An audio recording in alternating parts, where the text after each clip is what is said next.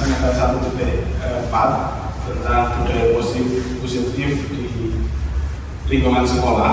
Saya akan mempresentasikan tentang pengembangan pemahaman dan pengalaman penerapan budaya positif di lingkungan sekolah. Bapak Ibu guru hebat, mari belajar bersama, berkolaborasi, saling mendukung demi terwujudnya budaya disiplin positif sekolah. Jadi untuk menciptakan budaya positif disiplin di sekolah itu kita perlu berkolaborasi antara guru, siswa, dan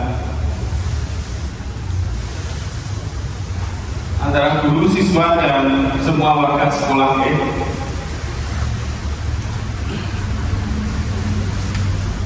Di sini konsep utama modul budaya positif yaitu yang pertama perubahan paradigma belajar, yang kedua disiplin positif, dan yang ketiga kebutuhan dasar manusia, yang keempat motivasi perilaku manusia, kelima posisi kontrol restitusi, enam keyakinan kelas, dan ketiga restitusi. Dalam budaya positif ini terdapat tujuh konsep utama ini nanti akan kita bahas satu persatu. Yang pertama perubahan paradigma belajar. Perubahan paradigma belajar ini kita memberikan contoh. Nah, contoh uji coba atau percobaan untuk Bapak Ibu guru. Di sini ada siswa A dan siswa B, Anda dan teman Anda. Bayangkan di tangan Anda, di tangan Bapak Ibu, ada sesuatu yang sangat berharga. Genggam benda tersebut dengan segala daya, jadi sangat kuat. Genggam sangat kuat. Buatlah sebuah kepalan. Teman Anda, B, akan mencoba dengan sekuat tenaga juga untuk dan berbagai cara untuk meminta Anda memberikan benda tersebut. Apabila Anda mengepalkan tangan dan berusaha untuk dibongkar tangan tersebut, bagaimana yang terjadi? Yang terjadi bagaimana Bapak Ibu? Nah, satu royoan, royoan, adu kekuatan, sama-sama kuat. Iya, saling mempertahankan. Jadi berdasarkan paradigma belajar tentang budaya positif, itu kita saling mempertahankan bagaimana budaya positif itu akan selalu terus berada di sekolah dan akan selalu melekat pada putra-putri atau siswa kita sama di situ. Selanjutnya, menurut Dr. William Glasser dalam kontrol teori meluruskan konsepsi tentang kontrol, yaitu ilusi guru mengontrol murid. Jadi guru itu sebagai pengontrol murid. Ilusi bahwa kritik dan membuat orang merasa bersalah dapat menguatkan karakter. Jadi kita memberikan perasaan bersalah kepada siswa itu akan menguatkan karakter siswa. Dan ilusi bahwa semua penguatan positif, efektif, dan bermanfaat. Penguatan positif yang kita berikan kepada anak kita atau murid-murid kita akan bermanfaat untuk mereka sendiri pada suatu hari nanti. Ilusi bahwa orang dewasa memiliki hak untuk memaksa. Nah, ini di sini sebagai guru tidak terlepas dari memaksa. Sedikit banyak pasti ada paksaan untuk murid. Contohnya tentang hukuman atau apa, itu ada sedikit memaksa supaya anak akan belajar menjadi orang yang disiplin gitu. Dan di sini bisakah kita mengontrol seseorang? Perubahan paradigma, stimulus respon, teori kontrol. Stimulus respon, stimulus yang tumbuh pada diri kita. Kita mencoba mengubah orang agar berpandangan sama dengan kita. Tetapi teori kontrol mengatakan kita berusaha memahami pada orang lain tentang dunia. Untuk yang kedua, perilaku guru dilihat sebagai suatu kesalahan atau tidak cukup sampai meminta maaf. Di sini teori kontrol, semua perilaku memiliki tujuan dan stimulus respon yang tumbuh pada diri kita. Setiap orang lain bisa mengontrol saya, tetapi teori kontrol yang kita rasakan hanya Anda yang bisa mengontrol diri Anda. Jadi orang lain itu tidak bisa mengontrol diri kita, Bapak Ibu. Yang bisa mengontrol hanya diri kita sendiri. Tentang perasaan sedih, marah, itu yang bisa mengontrol diri kita sendiri. Perubahan paradigma stimulus respon ke teori kontrol. Stimulus respon sama seperti tadi. Saya bisa mengontrol orang lain, tetapi teori kontrolnya Anda tidak bisa mengontrol orang lain, sama seperti yang tadi. Stimulus respon yang tumbuh di diri kita, pemaksaan ada pada saat rujukan gagal. Kolaborasi dan konsensus menciptakan pilihan-pilihan baru untuk murid. Teori kontrolnya seperti itu. Model berpikir menang atau kalah. Ini pikiran bukan pikiran yang negatif, ini pikiran yang cenderung ada pilihan kalah dan menang. Tetapi teori kontrol kita bisa mengontrol bahwa kita akan berpikir menang. Itu yang menjadikan energi positif untuk diri kita sendiri. Nah, di sini disiplin positif adalah budaya kita. Makna kata disiplin dimaknai menjadi sesuatu yang dilakukan seseorang pada orang lain untuk mendapatkan kepatuhan. Kita cenderung menghubungkan kata disiplin dengan ketidaknyamanan. Disiplin positif merupakan salah satu cara penerapan disiplin yang bertujuan untuk menumbuhkan kesadaran serta memberdayakan anak untuk melakukan sesuatu tanpa sokukan, tanpa ancaman maupun hukuman.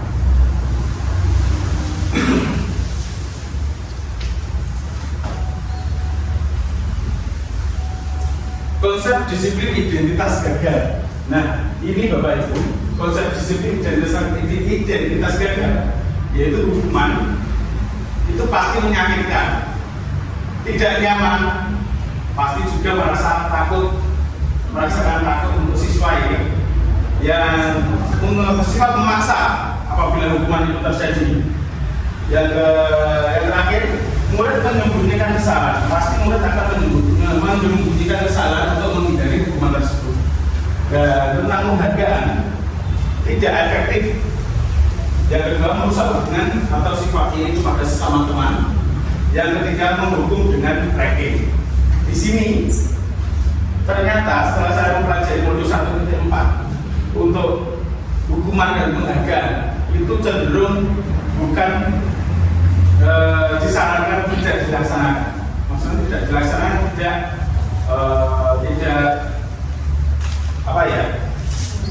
menjalani. Maksudnya hukuman itu tidak boleh dilakukan pada anak. Jadi pastinya hukuman itu pasti menyakitkan untuk anak. Yang kedua, memberi tidak nyaman. Hukuman yang tidak nyaman mesti rangkai nyaman, siswa mesti lebih malu, takut, dan bersifat memaksa. Nekat kayak tanggung atau memaksa, itu contoh seperti itu. Murid menyembunyikan kesalahan, tapi aku gak dihukum, ya aku tak menengahi, ngoten. Itu dia. Penghargaan yang kita berikan, reward yang kita berikan itu bukan hal yang positif ternyata. Yang pertama itu tidak efektif. Yang kedua, merusak hubungan. Sifat ini kan pada sesama teman. Anak itu cenderung merasa iri kalau ada penghargaan yang dapat anak tersebut. Itu saja di dalam kelas kan dominan semua, pasti ada yang pandai, kurang pandai, dan perlu bimbingan. Seperti itu. Menghukum dengan sistem ranking. Pastinya yang anak pintar pasti rankingnya ya di bawah dan di atas terus gitu. Itu mau menimbulkan iri kepada teman-temannya. Cemburuan sosial.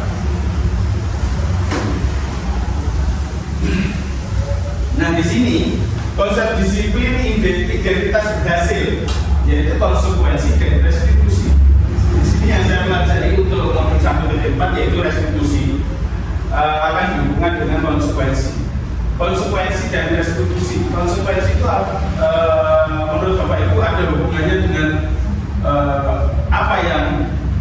terpikir di Bapak Ibu tentang konsekuensi? Dampak, ya, konsekuensi. Peraturan, ada yang peraturan dampak dari peraturan yang dilanggar seperti itu.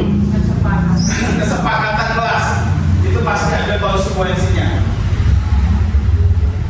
Yang pertama konsekuensi penguatan jangka pendek. Konsekuensi atau kesepakatan kelas itu penguatannya jangka pendek. Jadi apabila dipaksa melakukan, konsekuensinya apa? Yaitu pada hari itu sudah terjadi dan sudah dilaksanakan, selesai. Perlu monitoring, harus memantau siswa-siswi bahwa itu panjenengan standar murid menghormati peraturan. Jadi apabila konsekuensi itu dilanggar, murid akan merasa pastinya tidak nyaman, akan mendapat konsekuensi yang seperti apa yang konsekuensi apa setelah tidak mematuhi peraturan seperti itu, kehilangan waktu merenungi salah, cenderung untuk konsekuensi tidak melatih anak untuk merenungi kesalahannya.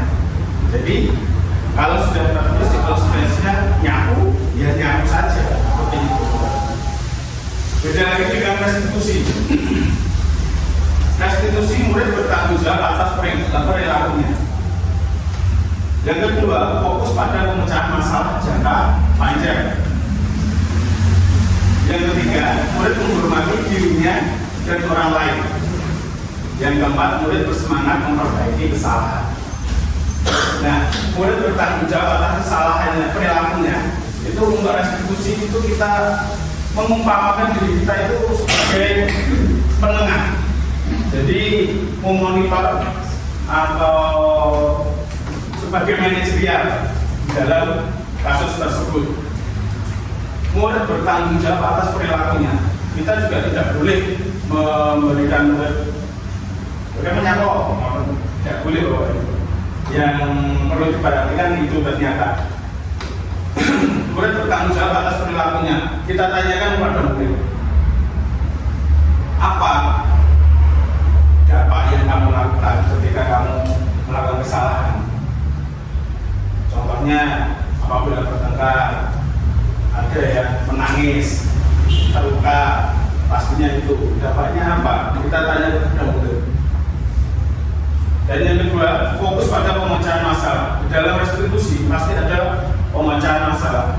Setelah kita menanyakan kesalahannya apa, kita berfokus pada pemecahan masalah. Dan pemecahan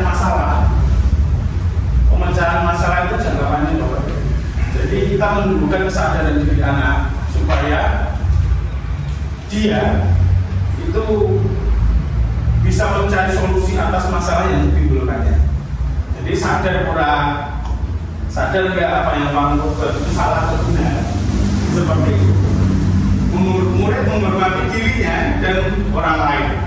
Pasti kalau murid menghormati dirinya, pasti akan menghormati orang lain dengan cara sadar dengan kesalahannya, pasti dia akan menghormati kita sebagai gurunya.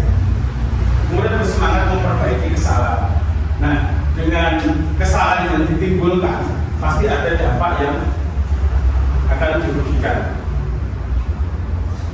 Pasti ada seumpama contoh ada anak bertengkar, pasti bagaimana caranya murid itu mencari solusi sendiri, bagaimana supaya hubungan itu baik lagi, seperti pertemuan seperti sedia kala.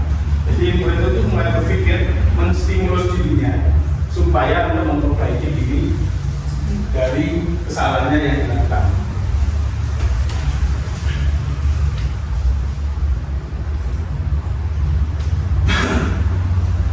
Restitusi adalah proses menciptakan kondisi bagi murid untuk memperbaiki kesalahan mereka sehingga mereka bisa kembali pada kelompok mereka dengan karakter yang lebih. Nah, itu tadi yang saya sampaikan, bagaimana cara murid itu untuk menyelesaikan masalah sehingga dia bisa berteman lagi dengan baik seperti sedia kala. Ciri-ciri restitusi restitusi. Restitusi bukan untuk menebus kesalahan, namun untuk belajar dari kesalahan. Contohnya, dari apa yang kamu lakukan, itu kalau kita belajar dengan murid. Dari apa yang kamu lakukan, bagaimana cara menebus kesalahanmu, dengan cara apa? Seperti itu, Bapak Ibu. Yang kedua, restitusi memperbaiki hubungan. Apabila ada kesadaran untuk memperbaiki diri atau siswa untuk memperbaiki diri, otomatis hubungan akan kembali baik dengan temannya.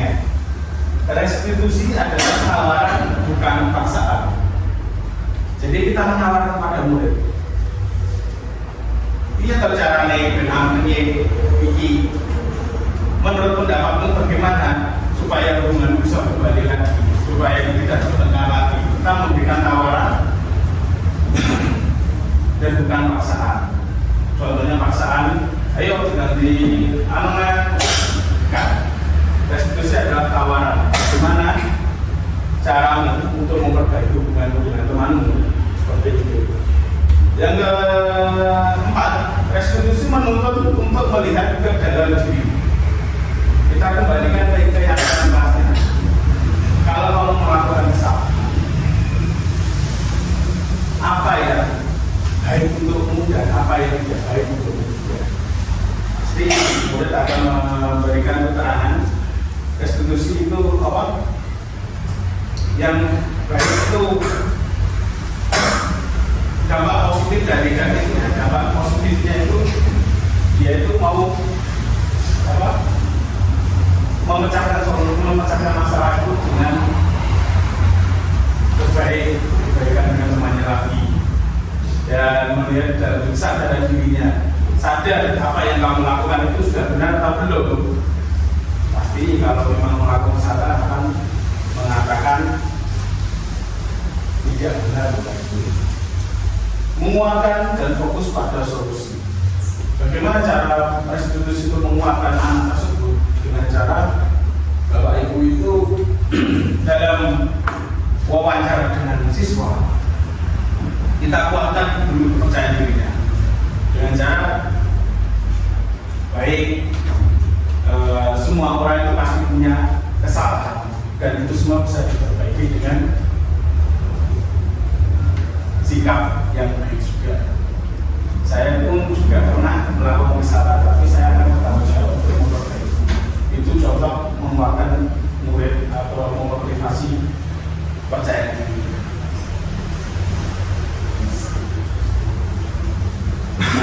Motivasi perilaku manusia. Motivasi adalah dorongan yang muncul pada diri seseorang secara sadar atau tidak untuk melakukan suatu tindakan.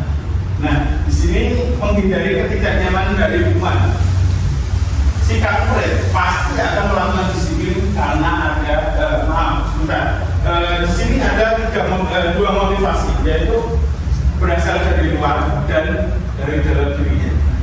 Yang dari luar itu menghindari ketidaknyamanan dari hukuman. Tentang hukuman tadi Bapak Ibu, murid melakukan disiplin ini karena ia takut dihukum. Motivasi ekstrinsik yang berada di luar. Jadi disiplin murid itu tidak didasari dengan kesadaran dirinya, karena dia takut aku ranggo topi, aku dihukum, aku ranggo jadi PR, aku dipermain-main. Itu adalah motivasi ekstrinsik yang membuat dia disiplin. Yang kedua, mendapatkan imbalan atau penghargaan. Sama, mendapatkan imbalan. Murid akan melakukan disiplin diri karena ia ingin mendapatkan imbalan. Baik, aku tak api, bajuku tak masukkan, sepatuku tak hitam, dan aku dapat hadiah dari siswa paling rapi di kelas. Itu termasuk motivasi ekstrinsik yang berasal dari luar dirinya, tanpa ada kesadaran untuk mengubah dirinya. Menghargai nilai kebajikan diri sendiri. Nah, motivasi intrinsik yang berasal dari dirinya sendiri. Murid akan melakukan disiplin karena dia sadar akan nilai kebajikan tersebut. Contohnya seperti aku rapi, aku tak belajar sih kewenangan dengan aku.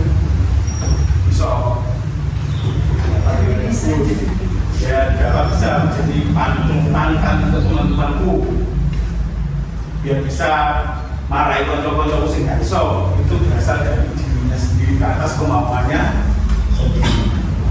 Seperti itu.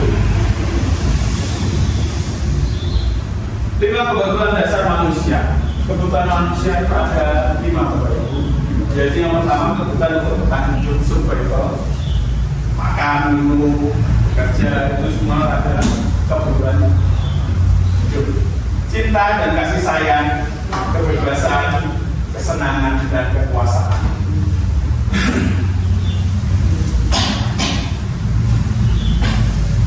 Contoh pemenuhan kebutuhan dasar mulai. Kebutuhan dasar mulai dapat diaplikasikan dengan pembuatan keyakinan kelas di awal pembelajaran. Dengan begitu kebutuhan dasar mulai akan sesuai dengan apa yang menjadi kesepakatan kelas. Jadi sebelum awal pembelajaran seperti Bapak Ibu yang sudah laksanakan, di awal pembelajaran kita pasti melaksanakan keyakinan kelas. Bagaimana keyakinan kelas tersebut? Pasti Bapak Ibu sudah melaksanakan sebagai kebutuhan dasar tentang keyakinan kelas itu seperti bagaimana kalau siswa tidak pikir keyakinan kelasnya, terus apa yang harus dilakukan kalau siswa melanggar, itu bentuk keyakinan kelas yang ada pada diri siswa. Contoh kebutuhan dasar untuk bertahan hidup. Nah, seperti ini Bapak Ibu. Ini gambar orang yang mendapatkan makanan, itu bantuan, ada bantuan sembako dan bantuan perbaikan rumah seperti ini. Lanjut ya.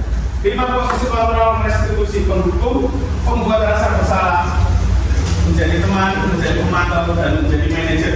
Dari 5 posisi kontrol ini kita akan membeda-bedakan, ada cara-caranya nanti Bapak Ibu, yaitu bagaimana guru itu sebagai penghubung, bagaimana guru itu sebagai pembuat rasa bersalah, bagaimana itu guru menjadi teman, dan bagaimana guru itu menjadi pemantau, dan bagaimana itu guru menjadi manajer.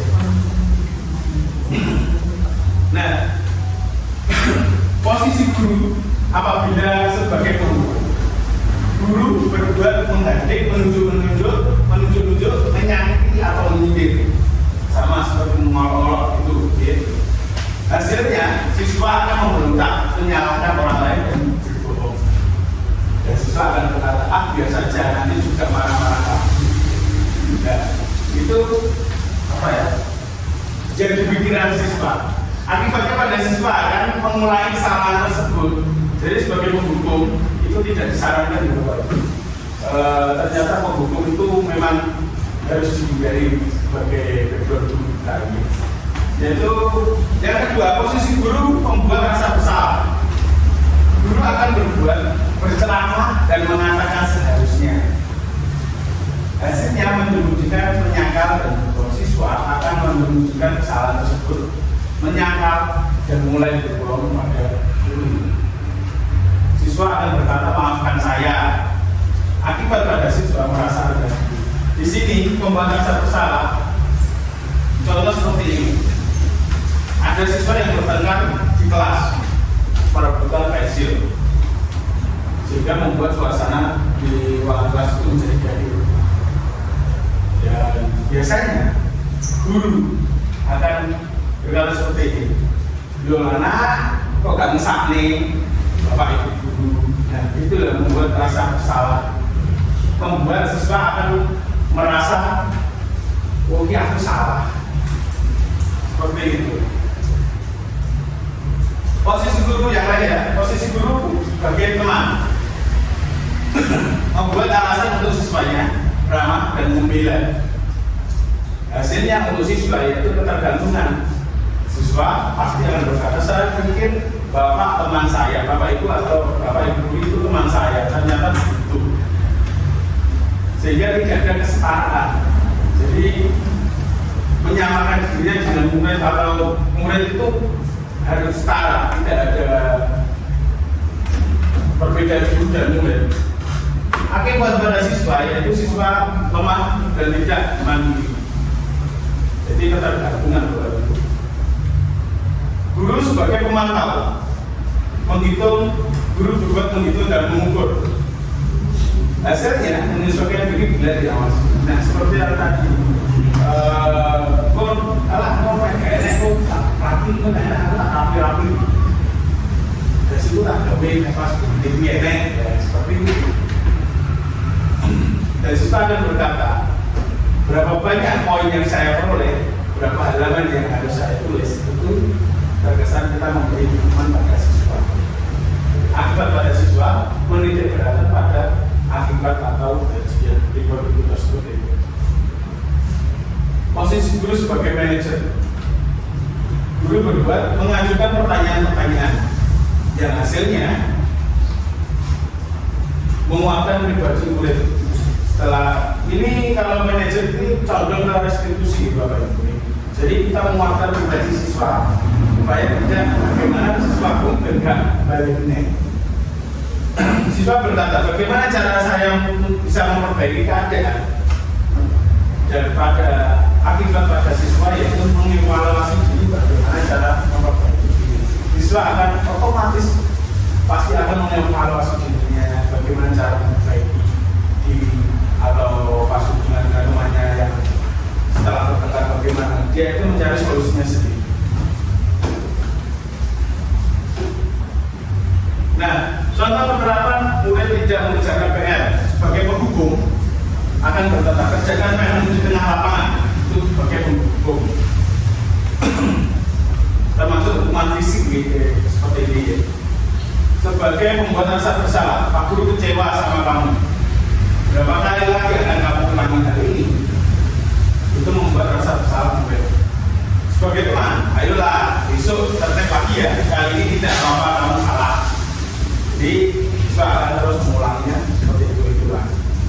Pemantau, hal apa yang kamu langgar, apa konsekuensinya? Kita cenderung mengingatkan siswa untuk negatif hasilmu.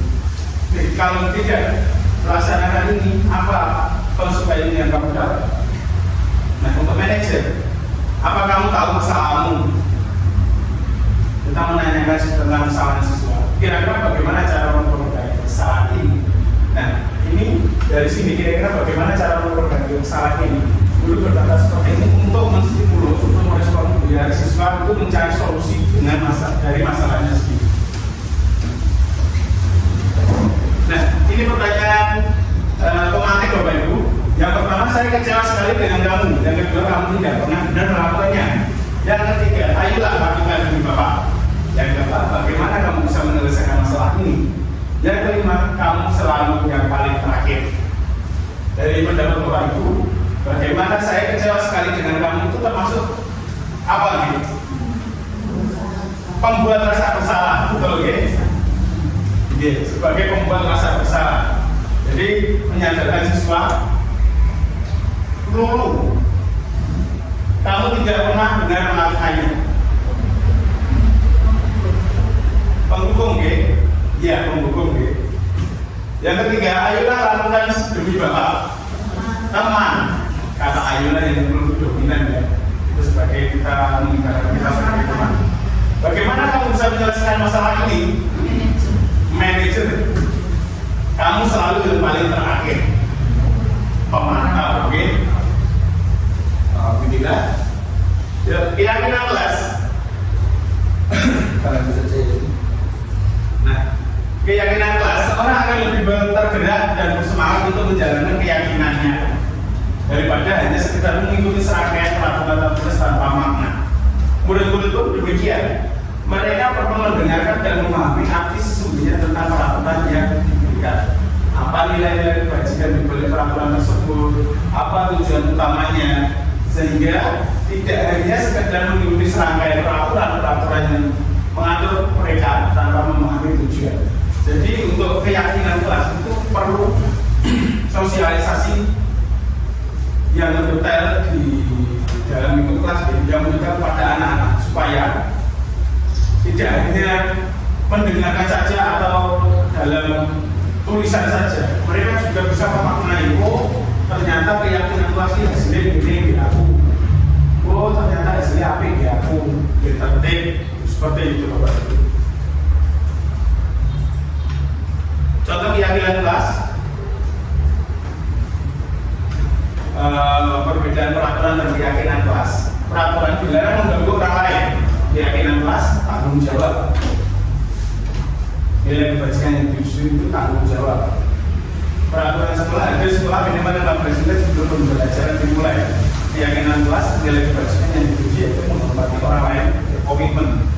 Peraturan dilarang melakukan kekerasan.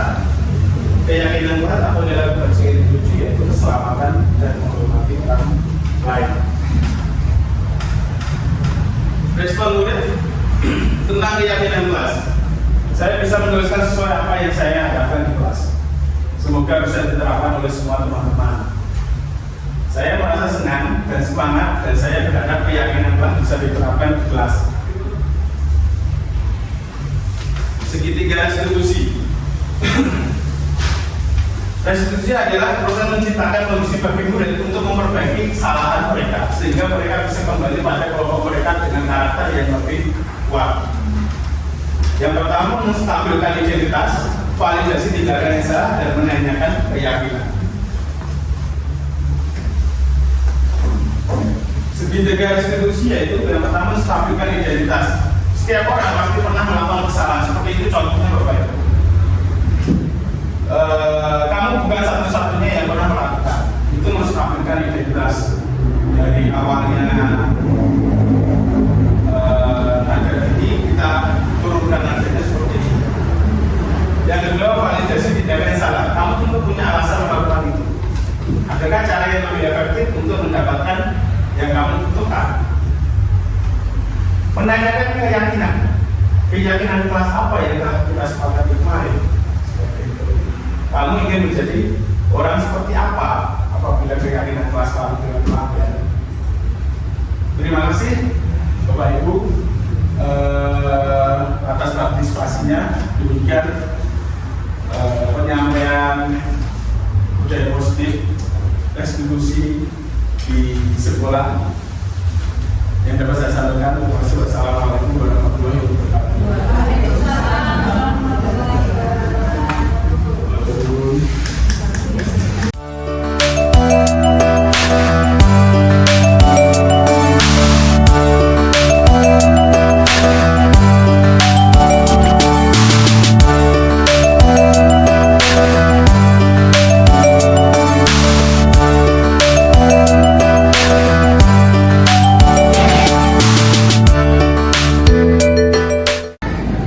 Sundawa, kemarin itu saya dengar dari temanmu, teman sekelasmu, bahwa kamu itu kemarin tidak masuk, tapi sorenya ada yang lihat kamu itu main sepak bola. Apakah itu benar? Iya, Pak.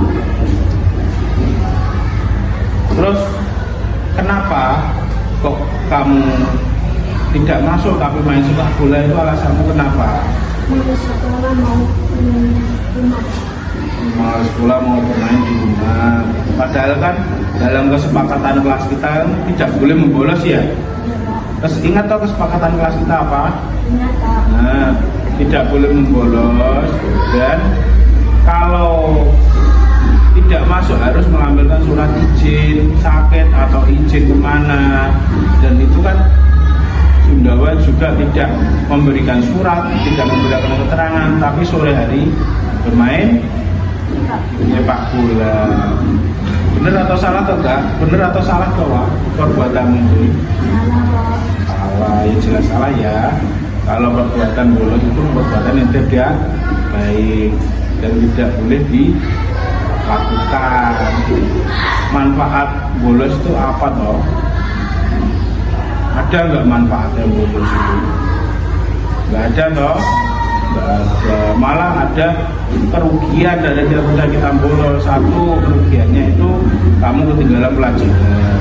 Yang kedua, tidak bertemu dengan teman-teman. Kela gini, setiap orang pasti punya kesalahan. Kesalahan tersebut itu bisa diperbaiki Sundawa.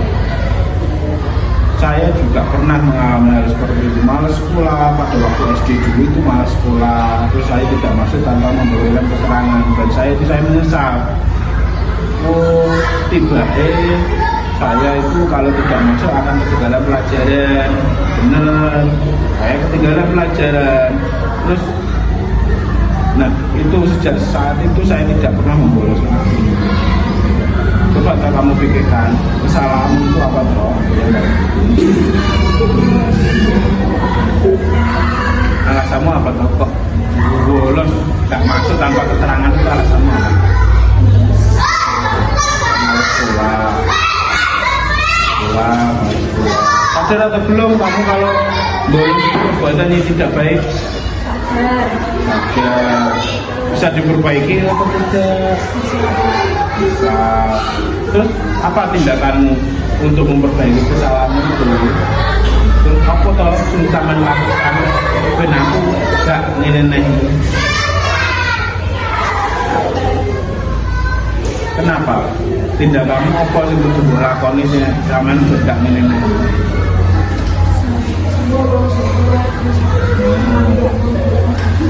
Iya, betul. Harus sekolah terus dan tidak boleh bolos. Kalaupun tidak masuk itu karena sakit ya. Karena sakit itu pun harus ada surat keterangan.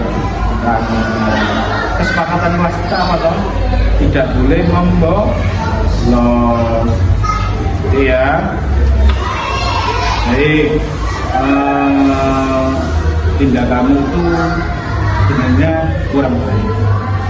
Tapi kalau kamu mempunyai keinginan dan bisa merubah memperbaiki kesalahanmu itu untuk tidak membolos lagi, saya mengapresiasi dan saya sangat berterima kasih kamu sudah menemui saya, berdiskusi dengan saya tentang apa yang kamu lakukan kemarin waktu tidak masuk sekolah.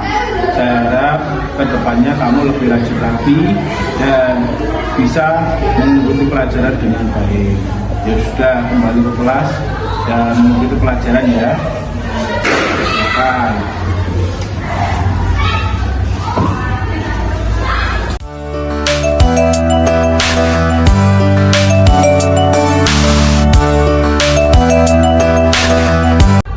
Terima kasih Pak Agung, saya sangat senang ketika diajak diskusi Pak Agung. Rasanya saya sangat plong bisa bercerita dengan Pak Agung dan saya akan lebih giat lagi untuk belajar dan akan lebih disiplin lagi. Terima kasih.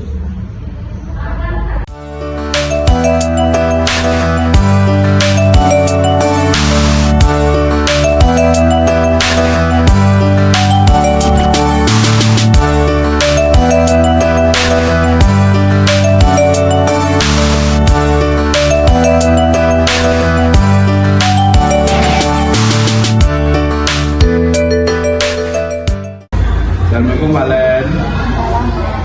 Nah, kemarin ya, saya dengar dari temanmu sekelas kalau kamu itu bertengkar dengan temanmu sekelas. Siapa yang bernama Arina dan Najwa ya? Apa itu benar? Kenapa? Diejek, diolok-olok gitu ya. Nah, padahal kan kesepakatan kelas kita kan kemarin kan gini, kita satu kelas itu adalah saudara, tidak boleh bertengkar. Anggap aja sekolah kita, kelas kita, satu kelas kita itu saudara dan kita tidak boleh bertengkar. Itu kan kesepakatan kelas kita ya, kita kan, ya kan, bener toh? Terus menurut kamu benar atau tidak loh tindakan yang kalian lakukan itu? Pastinya salah ya, salah. Nah, semua orang itu pasti punya kesalahan Pak. Dari bertengkar atau bullying itu tidak boleh. Saya pun juga pernah mengalami hal itu. Saya bertengkar dengan teman atau bertengkar dengan teman atau sampai memukul atau menggubrak meja. Itu sih saya juga pernah. Tapi dari tindakan itu saya sadar kalau Agung ini tidak boleh seperti itu, karena teman satu kelas itu harus dianggap saudara. Kenapa? Kalau ada apa-apa pasti ada teman sekelas yang membantu, gitu ya. Coba Valen, kamu pikirin salahmu itu apa tadi? Coba ceritakan.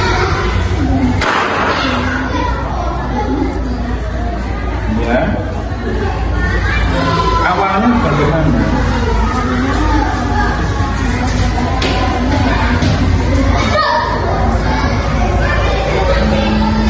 Arina mengejek kamu, terus kamu nggak terima, langsung menjawab jawabnya Arina gitu ya.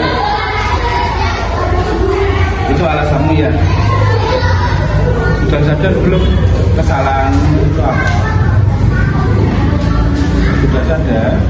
Ya. Terus bisa diperbaiki nggak ya? Untuk kalau itu kesalahanmu itu bisa diperbaiki nggak? Nanti saya akan panggil Arina aja di lain waktu tentang masalah ini. Yang penting kamu bisa memperbaiki kesalahan ya. Terus apa tindakanmu untuk memperbaiki kesalahan itu dong? Caranya minta maaf, terus bersilaturahmi, dan memberikan gitu ya, menganggap teman itu saudara ya. Kesepakatan kelas kita kan seperti itu. Kalau kita satu kelas itu adalah saudara dan menganggap mereka sebagai saudara gitu ya. Baik, nanti Pak Agung akan berkomunikasi dengan Arina dan Najwa tentang masalah ini, dan saya ucapkan terima kasih untuk kalian bisa memberikan bisa mau solusi dengan saya supaya masalah ini cepat terselesaikan ya. Dan semoga kalian harus lebih sabar karena teman kelas adalah apa lagi ya. Silakan kembali ke kelas. Terima kasih ya.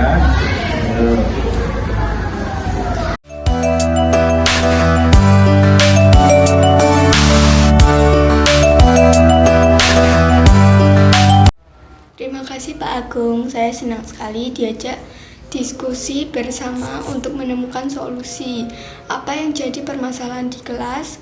Untuk itu, setelah menemukan solusi, saya akan lebih sabar dalam memecahkan persoalan yang ada pada diri saya sendiri. Terima kasih.